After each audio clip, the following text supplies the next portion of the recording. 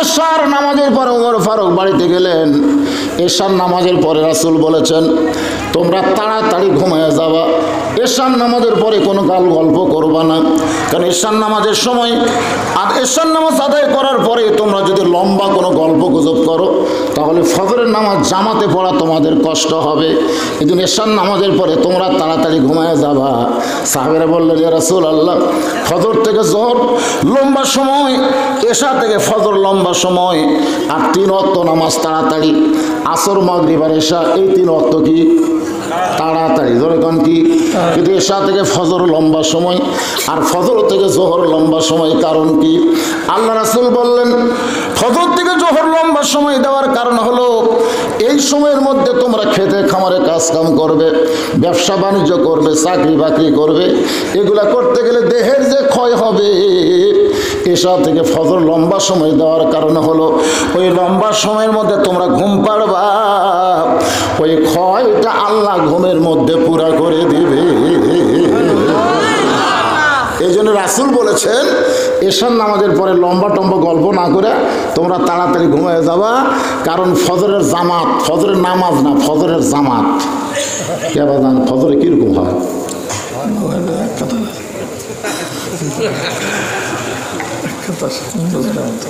15 জনের মতন হয়। আপনারা বলেন তো, রাসূল কিন্তু বলেছেন ফজরের নামাজ কেউ যদি পড়ে, এটা যদি জামাতে না পড়ে তাহলে বুঝবেন ওই মুনাফিক হয়ে মৃত্যু হবে। 2 ওয়াক্ত নামাজ জামাতে না পড়লে মুনাফিক, একটা হলো ফজর আর একটা কি এশা, একটা ফজর আর একটা হলো এশার নামাজ। ওমর ফারুক এশার পরে বাড়িতে গিয়ে দেখে দস্তরখানায় খাবার দিয়া তার বিবিটা একটু আড়ালে লুকে আছে, কারণ ওমর ফারুকের বিবি খাবার দিয়া একটু লুকে থাকার কারণ হলো ওমর ফারুকের খাওয়া দেখার মধ্যেও শান্তি। ওমর ফারুক যখন খাবার সামনে পায়, অর্ধ পৃথিবীর খলিফা, বাংলাদেশের মতন 96টা দেশের খলিফা, সুবহানাল্লাহ খান, আমাদের বাংলাদেশের মতন কয়টা? 96টা দেশের খলিফা হযরত ওমর খাবার যখন সামনে পায় তখন দোয়া পড়ে, আল্লাহুম্মা বারিক লানা ফিমা রাযাকতানা ওয়া কিনা আযাবান নার। আপনার বলেন তো খাওয়ানোর মালিককে? আরো জোরে। ওমা মিন দাব্বাতিন ফিল আরদি ইল্লা আলাল্লাহি রিজকুহা। পৃথিবীতে এমন কোন বিচরণশীল প্রাণী নাই যার রিজেকের ব্যবস্থা আল্লাহ করে নাই। ওমর ফারুক খাবার দোয়া পড়ে বিসমিল্লাহ বারকাতিল্লাহ বলে রুটি ছিঁড়ে হালুয়া যখন নেয়, এমন সময় তার বিবেক বলতেছে ওমর তোমার ক্ষুধা লাগতেছে আর তুমি খাইতেছো, কিন্তু যাকে কারাগারে বন্দি করছো সে খাইছে কিনা একটাবার খবর নিছ? সুবহানাল্লাহ খান। এখানে কি জজ কোর্ট আছে? এদিকে হাইকোর্ট আছে? এদিকে সুপ্রিম কোর্ট আছে? এখানে ওমর ফারুকের বিবেক সবচাইতে বড় আদালত। আজকে তোমরা দেশের নেতা হয়ে সব টাকা বিদেশে পাচার করলে, আর বাংলাদেশে সব জিনিসের দাম আগুন বরাবর হয়ে গেল। জোরে কোন কথা ঠিক কিনা? একটা হাজরা খাটা মানুষ 500 টাকা হাজরা পায়, ওই 500 টাকা তার দিন কেমনে যায়? নেতারা তো সমানে খালি মারতেছে। অর্ধ পৃথিবীর খলিফা হইয়া তার বিবেক দেখেন কিভাবে জাগ্রত। ওমর তোমার ক্ষুধা লাগতেছে আর তুমি খাইতেছো, কিন্তু যাকে কারাগারে বন্দি করছো সে খাইছে কিনা একটাবার খবর নিছো? সঙ্গে সঙ্গে ওমরের হাত থরথর করে কাঁপতেছে। রুটির জায়গায় রুটি, হালুয়ার জায়গায় হালুয়া পড়ে গেছে। ওমর ফারুক রুটি আর হালুয়া তৈরি টোপলা করে গভীর রাত্রে বেদুইন সাহাবী যাকে কারাগারে হেফাজতের জন্য বন্দি করছে তার কাছে গিয়ে বললেন, ভাই তোমার জন্য আমি খাবার আনছি, মেহেরবানি করে তুমি খানা খাও। বেদুইন সাহাবী খাবার টোপলা নিয়ে মুচকি মুচকি হাসতেছে। আল্লাহর কোরআন দিয়ে যখন রাষ্ট্র চলবে তখন নেতার ভাগ্যে খাওয়া না হলেও কারাগারের রক্ষীর খাওয়া হবে। আল্লাহর কোরআন দিয়ে যখন দেশ চলবে তখন নেতার ভাগ্যে খাওয়া না হলেও বন্দি কারাগারের বন্দীদের ভাগ্যে খাওয়া হবে। জোরে কর সুবহানাল্লাহ। আপনারা বলেন তো এই কোরআনের ক্ষমতা আছে না নাই? ইন্নাল্লাহা ইয়ামুরুকুম আন তুআদ্দুল আমানাতি ইলা আহলিহা ওয়া ইযা হাকামতুম বাইনান নাস আন তাহকুমু বিল আদল।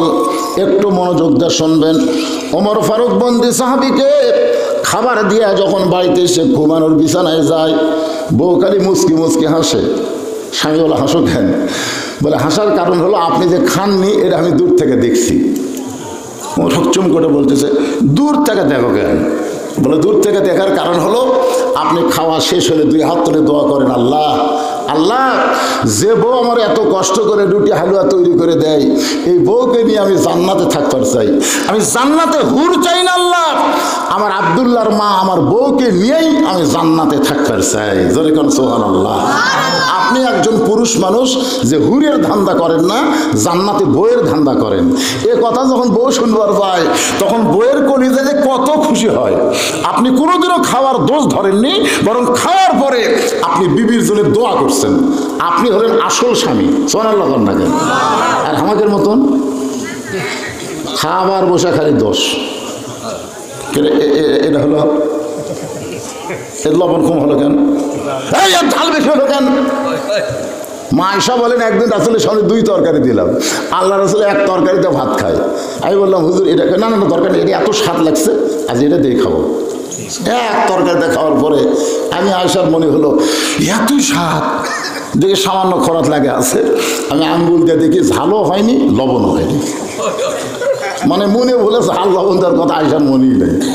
আয়েশা বলি ইয়া রাসূলুল্লাহ, কান্না শুরু করে দিচ্ছে, আপনি কি করলেন? লবণও হয়নি ঝালও হয়নি সেটা সব খালেন।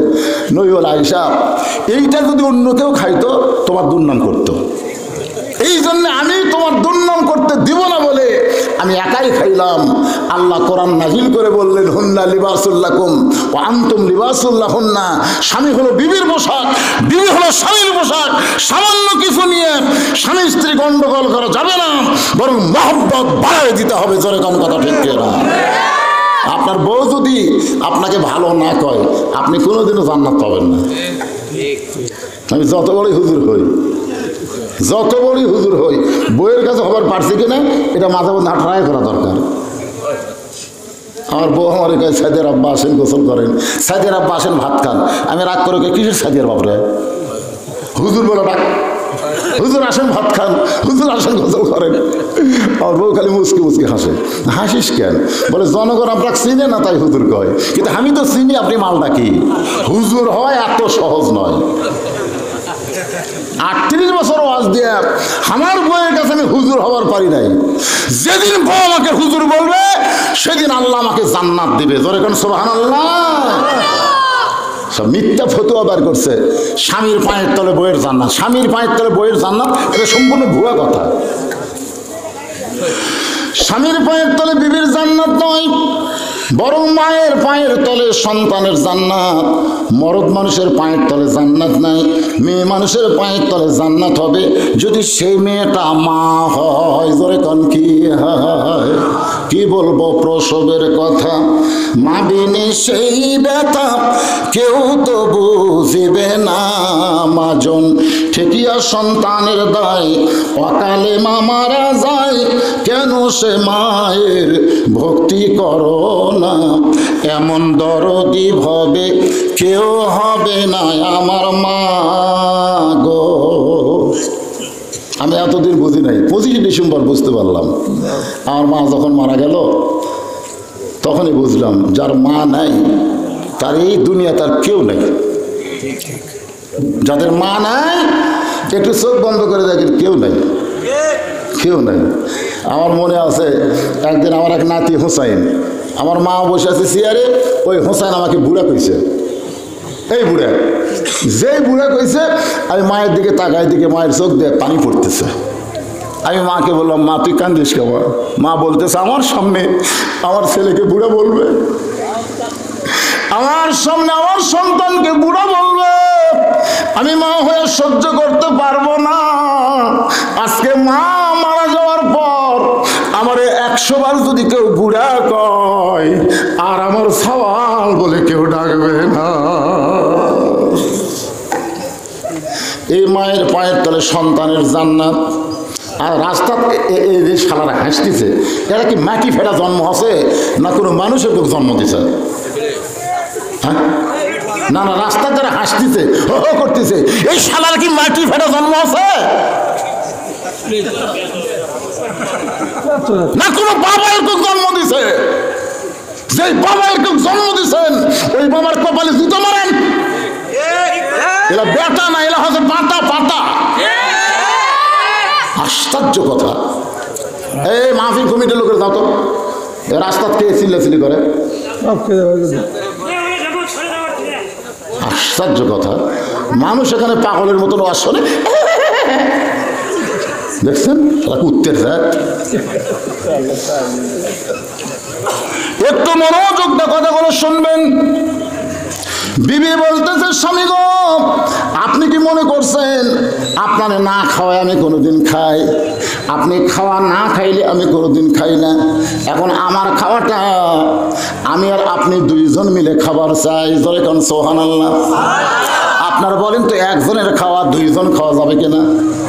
যাবে। একজনের খাওয়া তিনজন পরিমাণ খাওয়া যাবে। কয়জন? কিন্তু রাসূলের সুন্নত মানা লাগবে। রাসূল বলেছেন তোমার ক্ষুধাকে তুমি 3 ভাগ করো। কয় ভাগ? এই খুব খেয়াল করবেন, 3 ভাগ করো। 1 ভাগ খাদ্য খাবে, 1 ভাগ পানি পান করবে, আর 1 ভাগ আল্লাহর জন্য ফাঁকা রাখবে। যদি মনে করো তোমার খিদা মিটতেছে না, তাহলে 1 গ্লাসের জায়গায় 4 গ্লাস পানি খাওয়া, তাহলে পেট ভরে দেবে। জোরে কোন কথা ঠিক না? হায় হায়, গামলা গামলা খায়। ওমর ফারুকের বিবি বলতেছে, একজনের খাবার আমরা দুইজনের খাবার চাই। স্বামী স্ত্রী দুইজন মিলে দোয়া দরুদ পড়ে যখন রুটি ছিঁড়ে হালুয়া মুখে দেবার যাবে, এমন সময় ওমর ফারুকের বিবেক বলতেছে, ওমর, যাকে কারাগারে বন্দি করছো সে যদি বাড়ির অভিভাবক হয়, আর অভিভাবক যদি কারাগারে বন্দি থাকে, তার পরিবারের খবর না নিয়ে তুমি কেমনে খাও?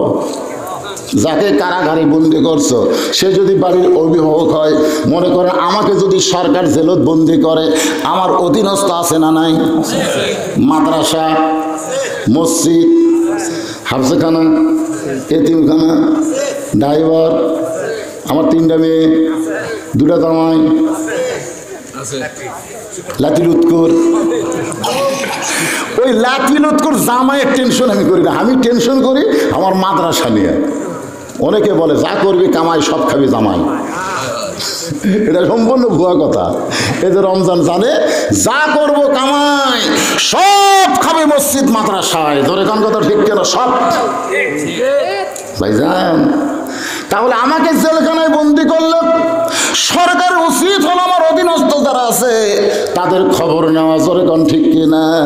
অভিভাবক যদি বন্ধ হয়ে যায়, তার অধীনস্থ যারা তারা কেমনে আছে? আমির হামজা জেলখানায় 30 মাস বন্দি আসলো, তার 2টা বাচ্চা আর মাত্র 26 বছর একটা বউ।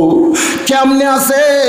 সরকার যদি খবর না নেয়, এই সরকার কোনোদিন জান্নাতের দরজা দেখবে না, জাহান্নামী হওয়া লাগবে। জোরে কোন কথা ঠিক কিনা? খবর নেওয়ার দরকার আছে না নাই? বন্দি করছে আমি অপরাধী, অসুবিধা নাই, কিন্তু আমার অধীনস্থ যারা তাদের খবর না লাগবে। ওমর ফারুক বিবির খাবারটা যখন মুখে দিবার চাই, এমন সময় বিবেক বলতেছে, ওমর তুমি আবার খাইতেছো, কিন্তু যাকে বন্দি করেছো তার অধীনস্থ যারা আছে তাদের খবর না নিয়ে তুমি কেমনে খাও? ওমরের হাত থর থর করে কাঁপতেছে। রুটির জায়গায় রুটি পড়েছে, হালুয়ার জায়গায় হালুয়া পড়েছে। এমন সময় বিবি বলতে, স্বামী গো আপনি কি খাবেন না? আপনি কি খাবেন না? ওমর কান্দার বলে, বিবি রে, যাকে কারাগারে বন্দি করছি তাকে আমার খাবার দিলাম, কিন্তু সেই যদি বাড়ির অভিভাবক হয়, অধীনস্থদের খাবার না দিয়ে আমি কেমনে খাই? ওমর ফারুকের বিবি বলতেছে, তাহলে আমিও খাবো না, আমার খাবার আপনার খাবার একত্র করে টোপলা করে দিলাম। যাকে বন্দি করেছেন তার পরিবারের কাছে খাবার পৌঁছায় দেয়। জোরে কোন সুবহানাল্লাহ। দুনিয়ার সবাই যখন ঘুমায় গেছে, গভীর রাতে হযরত ওমর 1 টোপলা খাবার নিয়ে যাকে কারাগারে বন্দি করেছে তার অধীনস্থর খবর নেওয়ার জন্য রওনা দিয়েছে। এমন সময় পাহাড়ি এলাকায় যাকে বন্দি করেছে সেই সাহাবীর বাড়ি হলো পাহাড়ি এলাকায়। ওই পাহাড়ি এলাকা থেকে ছোট্ট একটা বাচ্চা বাবা বাবা বলে কাঁদতেছে। বাবা, এত রাত হয়ে গেল, এখনো পর্যন্ত আপনি বাড়িতে আসেন না। আপনি না আসলে আমি আপনি ছাড়া ঘুমাই না, আপনি না আসলে কোনোদিন আপনাকে ছাড়াও আমি খাই না। ওমরের চোখটা দর দর করে পানি পড়তেছে। এরাই হলো আসল সন্তান, যে বাবা ছাড়া খায় না, বাবা না আসলে বাড়িতে ঘুম পাড়ে না। এরকম সন্তানের দরকার আছে না নাই? এরা শ্বশুরও গিয়া খায়, শ্বশুরও গিয়া খায়।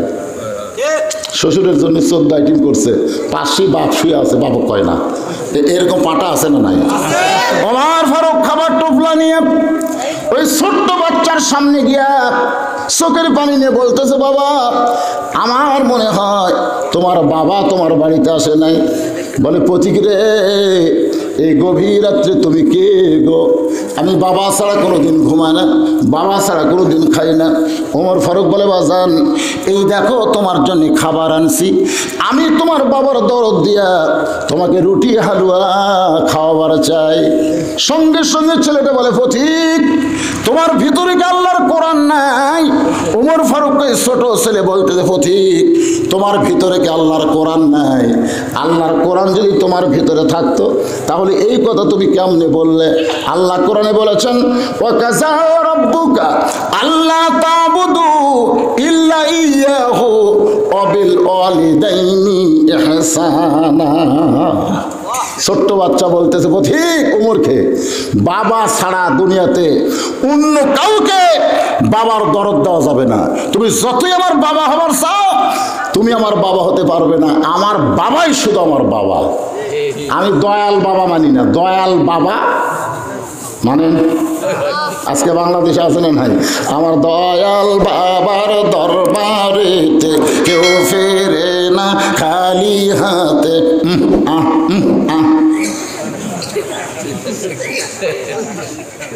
দয়াল বাবার দিকে গরুলিয়ে যাচ্ছে।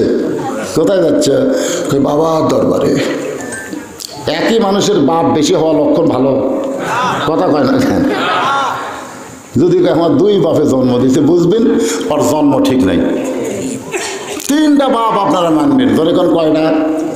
3টে। একটা হলো জাতির পিতা, একটা হলো আদি পিতা, আর একটা হলো জন্ম দেওয়া পিতা। কয়টা হলো? একটা হলো আদি পিতা, একটা হলো জাতির পিতা, আর একটা হলো জন্ম দেওয়া পিতা। হয়তো বলবেন, হুজুর তাহলে বইয়ের বাপ? বইয়ের বাপকে যতদিন বউ রাখবেন ততক্ষণ আব্বা, খালি ছাড়িয়ে দিয়ে দেখেন আব্বা। তাহলে কয়টা বাপ? একটা হলো আদি পিতা, একটা হলো জাতির পিতা, একটা হলো জন্ম দেওয়া পিতা। ছোট্ট বাচ্চা বলে, পথিক রে, তুমি যতই বাবার দরদ দিবার চাও, আমার বাবা ছাড়া আমি খাইও না, আমার বাবা ছাড়া ঘুমাই না। সঙ্গে সঙ্গে হযরত ওমর ওই বাচ্চাকে কাঁধে করে নিয়ে যাকে বন্দি করেছে সেই সাহাবীর জেলখানার দরজায় বাচ্চাকে নামাই দিলেন। বাচ্চা জেলখানার দরজায় গিয়ে বলতেছে, বাবা কে তোমাকে জেলখানায় বন্দি করছে? খালি একটা বার নাম কও। ওই ছোট্ট বাচ্চা জেলখানার দরজা গিয়ে বলতেছে, বাবা কে তোমাকে জেলখানায় বন্দি করছে? খালি একবার নাম কও, আমি সাইজ করবো। ওমর ফারুক খালি মুচকে মুচকে হাসতেছে। এরাই হলো প্রকৃত বাপ, এরাই হলো প্রকৃত সন্তান, যার বাবা কোনোদিন বৃদ্ধাশ্রমে যাবে না। জোরে কোন কথা ঠিক কিনা? আপনার বাপ কান্দে, মাও কান্দে, আপনি কোনোদিন বাপ মার কাছে গেছেন? বউ যা কই তাই, বউ খালি বলতেছে, তোমার বুড়া বাপ খালি ফ্যাস ফ্যাস করে, তোমার বুড়ি মা খালি কুটকুট কুটকুট কুট করে।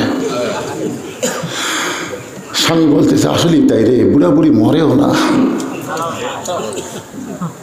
আপনার বউ যখন আপনার বাপের বিরুদ্ধে, মায়ের বিরুদ্ধে বলবে, তখন আস্তে করে চামড়ার যে জুতা পুরানো তো হয়ে গেল, শক্ত হয়ে গেছে কাঠের মতো, ওই জুতা হাতত নেবেন।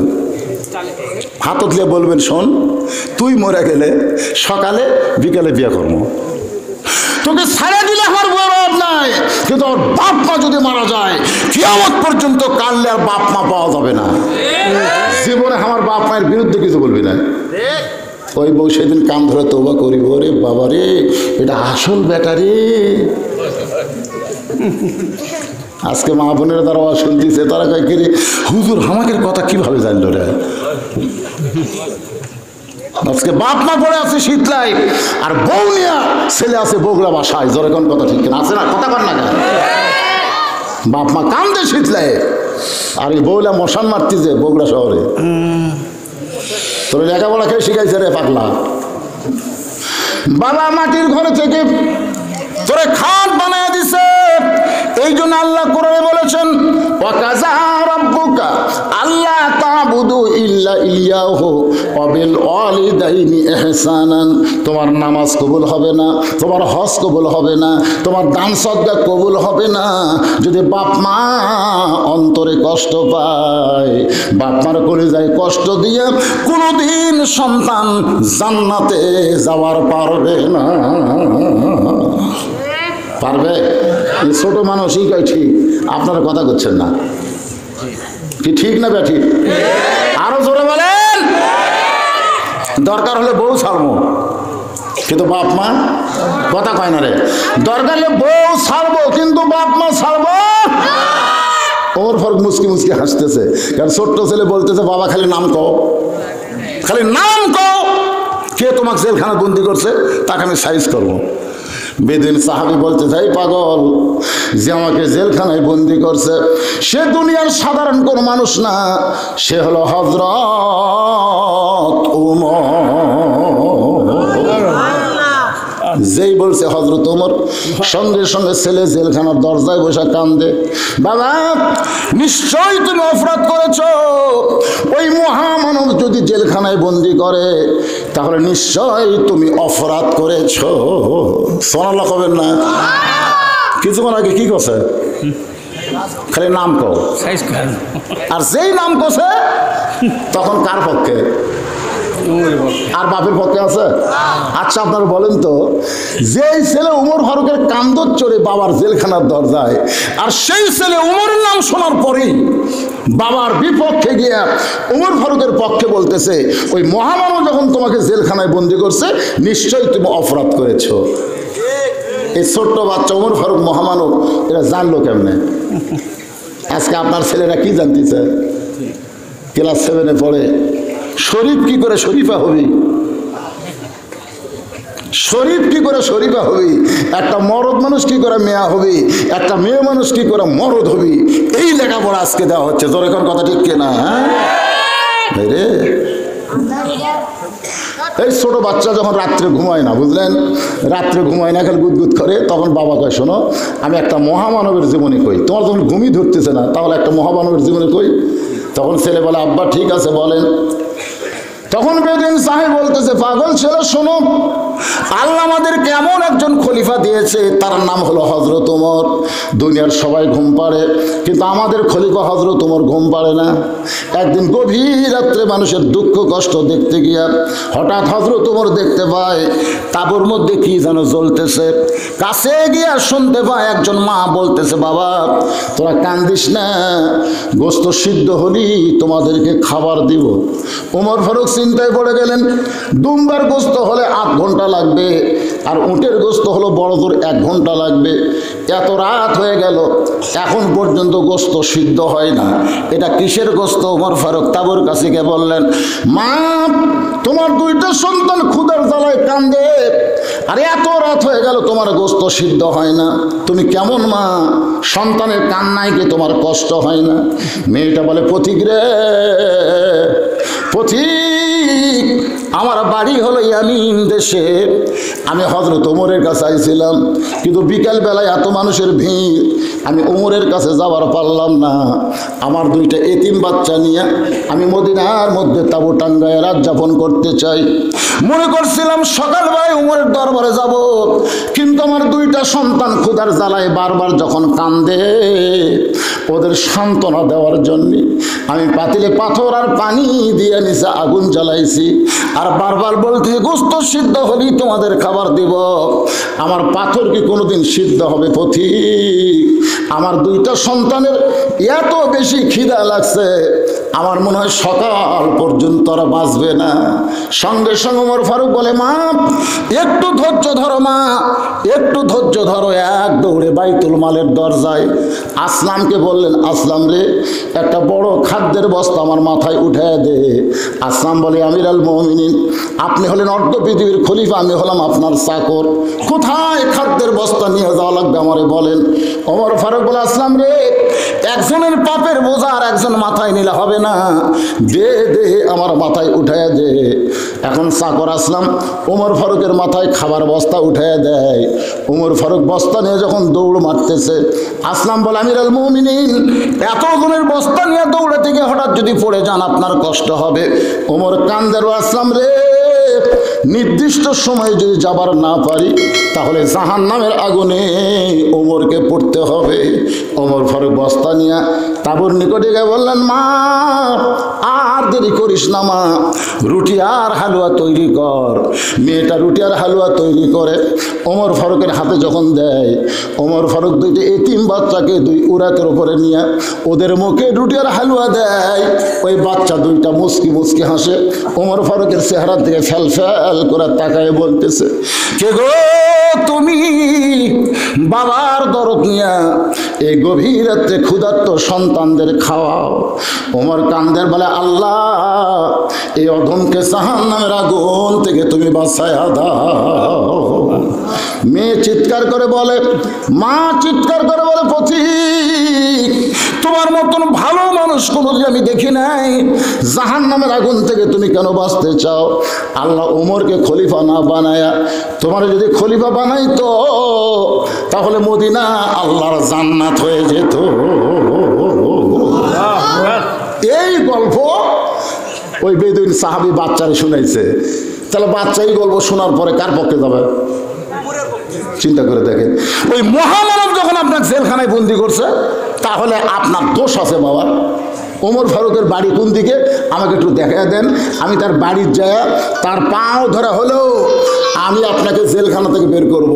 বেদুইন সাহাবী বলে, পাগল, ওমর ফারুক হচ্ছে ন্যায় আর অন্যায় পার্থক্যকারী, তার কাছে পাও ধরে কোনো কাম হবে না, ঘুষ দিয়ে কোনো কাম হবে না।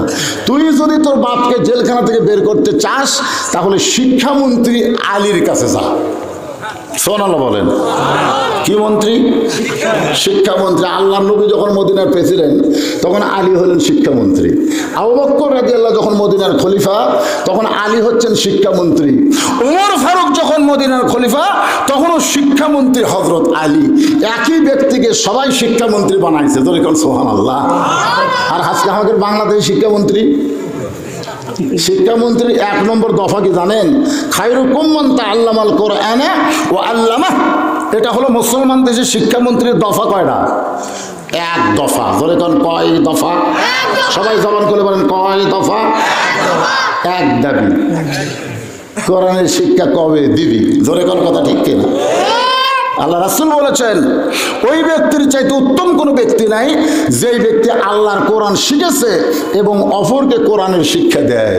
আজকে আমাদের বাংলাদেশে যারা কোরআনের শিক্ষা দেয় তারা মাস গেলে কয় টাকা পায়?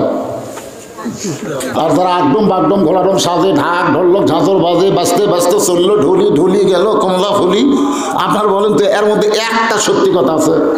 এই মিথ্যা শিক্ষা দিয়ে মাস গেলে 40,000 টাকা বেতন নেয়। যে আলীর মতন শিক্ষামন্ত্রী থাকতো, একটা প্রাইমারি থাকতো না, সব প্রাইমারিকে নুরানি মাদ্রাসা বানাই দিত। জোরে কোন কথা ঠিক কিনা? আইরে আয় কি নাই ভরা দিয়ে না গেল বোয়াল মাসলে কি একটা মাসুম বাচ্চাকে, একটা মাসুম বাচ্চা যার এখনো কোনো কান্দে ফেরেশতা আল্লাহ দেয়নি, যার কোনো পাপ হয় না, সেই বাচ্চাকে যদি আপনি মিথ্যা শিক্ষা দেন তাহলে বড় হলে কি হবে? ওই তো বেড়া ঘুরবি। যারা বেড়া ঘুরতেছে তারা কি মাল বুঝতেছেন না? আর যদি আল্লাহর কোরআনী শিক্ষা থাকতো, ও চিন্তা করতো দেখি কোরআনের কোন আয়াতের আজকে তাফসীর হয়, প্রাণ ভরে শুনবো। জোরে কোন কথা ঠিক কিনা? ভাইজান, হযরত আলী হলেন শিক্ষামন্ত্রী। ছোট্ট বাচ্চা বলতেছে, বাবা শিক্ষামন্ত্রীর কাছে কেন যাব? বাপ বলতেছে, আমি যে 3টা ওয়াজ করেছি, ওই ওয়াজে যদি হযরত আলী থাকতো তাহলে তোমার বাবাকে জেলখানায় বন্দি হওয়া লাগতো না। সমস্ত সাহাবীরাই ছিল কিন্তু হযরত আলী ছিল না, কারণ আলী যখন থাকে তখন ওমর ফারুক বক্তা হবার পারে না। আলী বক্তা হয়, ওমর ফারুক তখন শ্রোতা হয়। কারণ কি? কারণ হলো আনা মাদিনাতুল ইলমে ও আলী ও বাবুহা। রাসূল বলেছেন, আমি হলাম ইলমের শহর, আলী হচ্ছে তার দরওয়াজা। জোরে কোন সুবহানাল্লাহ। তিনটা ওয়াজ করেছি, কয়টা? ইন্নু হিব্বুল ফিতনা, ইকরাহুল হক ও আশহাদু মা লাম আরা। 2-3 বার বলতে বলতে ছোট বাচ্চার মুখস্থ হয়ে গেছে, কারণ ছোট বাচ্চাকে একই কথা বেশি বলা লাগে না, 2-3 বার বললেই মুখস্থ হয়। ধরে কোন ঠিক কি না? এবার হাফিজি মাদ্রাসায় বুড়া ভর্তি হয় না ছোট বাচ্চা ভর্তি হয়? নবীর সাহাবীদের মধ্যে সর্বোত্তম যিনি 30 পারা কোরআনের হাফেজ হয়েছেন তার নাম হলো হযরত আলী। তার নাম কি? হযরত আলী। কেন হয়েছে কন্ত? কারণ আবু বকর রাদিয়াল্লাহু যখন ঈমান গ্রহণ করছে তখন বয়স হলো 35 বছর, উমর ফারুক যখন ঈমান গ্রহণ করছে বয়স হলো 27 বছর, ওসমান গনি যখন ঈমান গ্রহণ করছে বয়স হলো 21 বছর, আর হযরত আলী যখন ঈমান গ্রহণ করছে বয়স হলো মাত্র 8 বছর। আপনারা বলেন তো এই 4টা ছাত্র যদি কোরআন মুখস্থ করে যায় কে হাফেজ হবে? কয় বছর? 8 বছর। আবু বকরের 35, উমরের 27, ওসমানের 21। এই 3 জনই বিয়ে করছে, এই 3টাই বউ আছে। তখন কোরআন ধরে যদি বইয়ের কথা মনে হয়, ছেলের কথা মনে হয়, ওই মুখস্থ করে পারবি? আর হযরত আলীর বউ নেই, ছেলে নেই, ডাক দেওয়ার চলবে।